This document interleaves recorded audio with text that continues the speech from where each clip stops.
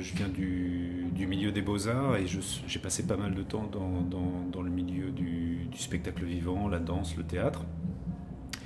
Et je suis de plus en plus frustré des méthodes de travail et on va dire de l'économie en général, voire même pas forcément de l'écosystème dans son entier, mais il y a beaucoup d'endroits où je suis plutôt en désaccord avec la façon dont les choses s'organisent et se réalisent.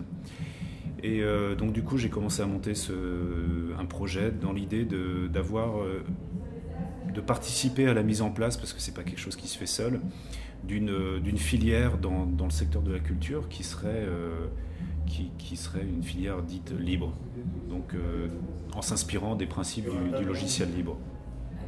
Donc en donnant plus d'importance on va dire aux usagers ou aux praticiens et un peu moins aux auteurs, désacraliser justement la notion d'auteur et également tirer parti des pratiques qui ont pu émerger avec la naissance d'Internet, on va dire.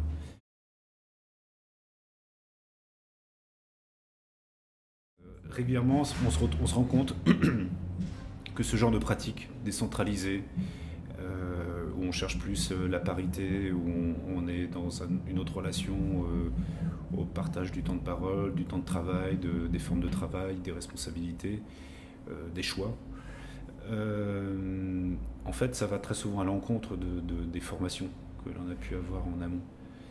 Si je repense à mon cursus en France aux Beaux-Arts et à l'université, on va dire qu'aux Beaux-Arts c'est le royaume de l'individualisme, à l'université c'est plutôt la désorganisation.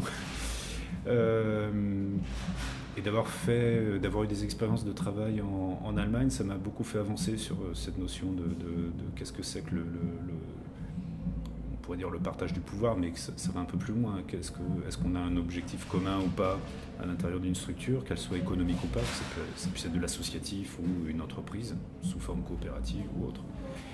Et donc je me suis rendu compte qu'il y avait des pratiques vraiment très très différentes. Qui ne sont pas juste culturelles, parce qu'on retrouve les mêmes travers dans d'autres entreprises en Allemagne. Il ne faut pas idéaliser un pays plus qu'un autre, mais c'est clair qu'il y a ce genre de pratiques et de remise en cause des structures hiérarchisées et assez paternalistes à la fois d'enseignement et de travail sont plus avancées quand même dans les pays du Nord.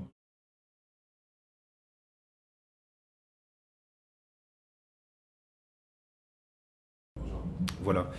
Et donc on va dire qu'il y a cette expérience personnelle, ce parcours personnel, et en même temps cette onde de choc provoquée par les valeurs du logiciel libre, qui progressivement s'étendent au matériel libre, et donc du coup dans l'idée des méthodes de travail libres.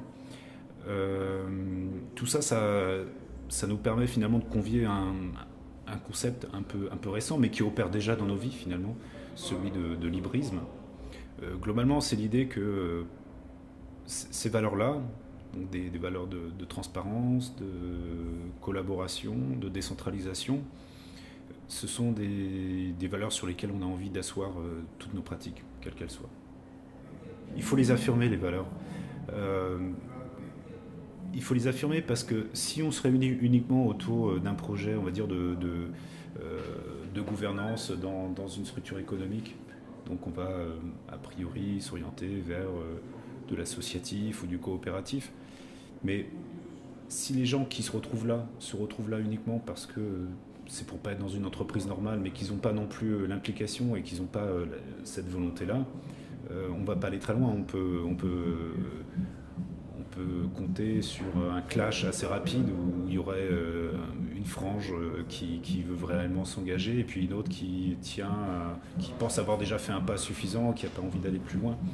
Donc il faut quand même mettre en exergue très rapidement et très fort ces valeurs, celle surtout de la libération et du processus qui va avec. Et à ce moment-là, il y a un ancrage fort et ça permet de passer au travers des contraintes, des coups durs. C'est vraiment primordial.